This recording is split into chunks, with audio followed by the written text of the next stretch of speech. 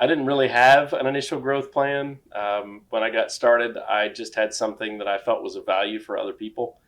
But once you get to a certain size where you need a group of people around you, and everybody has to be pointed in the same direction, you do need a plan. It has to be something that's very specific that other people can rally around. And so by that point in our evolution, we had some natural industries that we had built a reputation in. And so we wanted to concentrate our marketing dollars toward those specific industries rather than be a kind of a business that just sort of threw marketing dollars out there widely. So we were one of the rare benefits firms out there that concentrated in specific industries. Even today, more than 80% of our business is just in three specific industries where we concentrated. So it's given us the ability to really understand those markets, to be able to speak their language, understand their needs, develop customized solutions that are just specific to those industries. And it's really allowed us to grow more efficiently and spend our marketing dollars even better. I believe that a CEO's job is to maximize the use of capital within the firm, and opportunities that come along that you might want to invest in that can really improve your business are irregular. And so you can choose to sit on a tremendous amount of cash and just wait for the next opportunity to come along so that you're ready.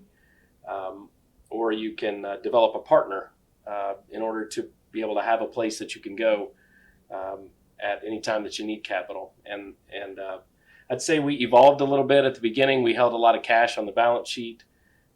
But as a CEO of a business, you start to feel guilty looking at that money on the balance sheet, realizing you're not putting it to good use. And I think there was a moment when I decided that, hey, each of these opportunities that I'm looking at, if I'm interested in it and we go after it, we're likely to generate a much higher rate of return on that opportunity than I would pay in debt service.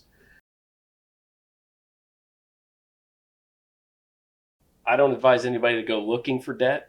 I think debt will find you.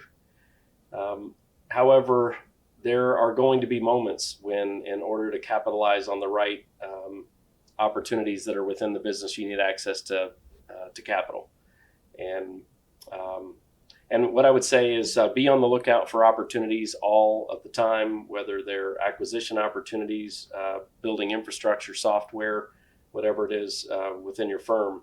You need to always be looking for those opportunities and have a partner that you can go to so that when you do run across the right opportunity, you can act on it.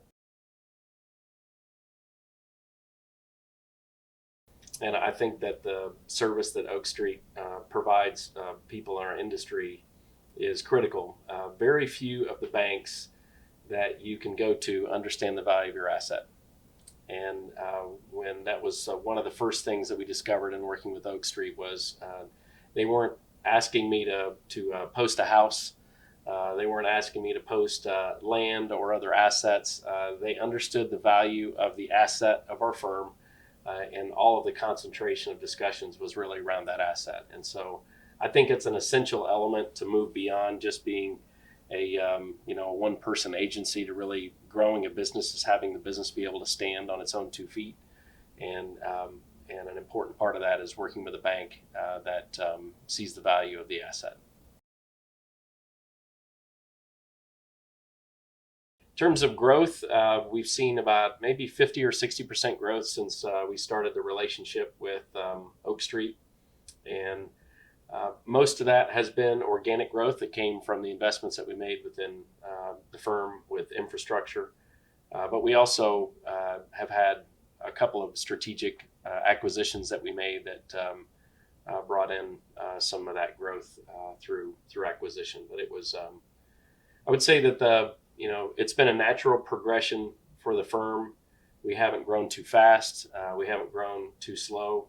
It's really given us the ability, knowing that we had that capital, has been given us the ability to sort of right size our growth all along.